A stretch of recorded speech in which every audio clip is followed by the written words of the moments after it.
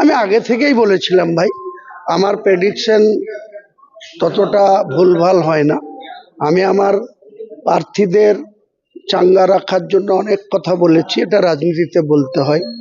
কিন্তু আমি দুটো সিটে কন্টেস্ট করেছিলাম, শুরু থেকেই মানুষের যে সাপোর্ট পেয়েছিলাম, প্রত্যেকটা প্রচারে যেভাবে মানুষ আমাকে সহযোগিতা করেছিল, আমার পাশে থেকেছিল, তাতে আমি প্রথম থেকেই আত্মবিশ্বাসী ছিলাম যে যত বিরোধিতা করা হোক, যতই শক্তি প্রয়োগ করা হোক, যতই অর্থ ব্যয় করা হোক, হুমায়ুন কবির মানুষের আশীর্বাদে, মানুষের দোয়ায়, মানুষের সমর্থনে নিশ্চিন্তে নির্বিঘ্নে জয়লাভ করবে, সেটা হতে যাচ্ছে। এবং রেকর্ড মার্জিনে মুর্শিদাবাদ জেলায় আমি যে ভোটের মার্জিনে দুটো সিটে জিতব, অনেক ক্যান্ডিডেটেরই হার জিত হবে, কারো ক্ষমতা নাই হুমায়ুন কবিরের মতো মার্জিন রেখে জিতে। আপনারা দেখে নেন না, বিকেল পর্যন্ত ওয়েট করুন। এখন পর্যন্ত পঞ্চম রাউন্ড শেষে ৩২,০০০ ভোটে আপনি এগিয়ে রয়েছে ৪০,০০০। ৬ রাউন্ডের শেষে ৪০,০০০ প্লাস, 15 রাউন্ড প্লাস গুনতি হবে।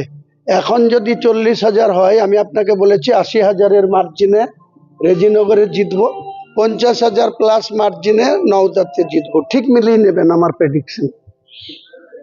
পরিচিত রবিনহুড দীর্ঘদিনের রাজনীতিবিদ অধীর রঞ্জন চৌধুরী এত গোয়াত্তমি করলো, আমি যেচে ওকে সাপোর্ট দিতে চেয়েছিলাম।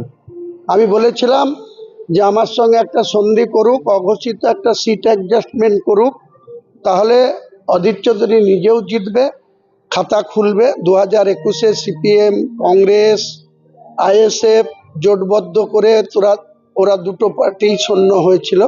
আমি বলেছিলাম মুর্শিদাবাদ জেলায় এক মঞ্চে যদি মোহাম্মদ সেলিম আর অধীর চৌধুরী আর হুমায়ুন কবির মানুষের কাছে বক্তৃতা করে, তাহলে মুর্শিদাবাদ জেলা থেকে তৃণমূল দলটাকে ধুয়ে মুছে সাফ করে দেব। কিন্তু তারা সেটা ইগো দেখিয়েছে, আমার সেই কথায় কোনো গুরুত্ব দেয়নি। কাজে আমাকে যদি কেউ সম্মান না দেয়, আমি কাউকে সম্মান দিতে পারবো না। তাই তারা আজকে সেই শাস্তি পাচ্ছে। কারণ অধীর চৌধুরীর কেরিয়ার, দীর্ঘদিনের রাজনীতিবিদ, 1999 থেকে 2019 পাঁচবারের সাংসদ, লোকসভার নেতা, প্রাক্তন রেলমন্ত্রী, শোচনীয়ভাবে বিজেপির কাছে অধীর রঞ্জন চৌধুরীর কারিশমা বা যে নিজের দমে জিতবো বলছিল, দম কার কত মুর্শিদাবাদে আছে, 3টের পরেই ক্লিয়ার হয়ে যাবে।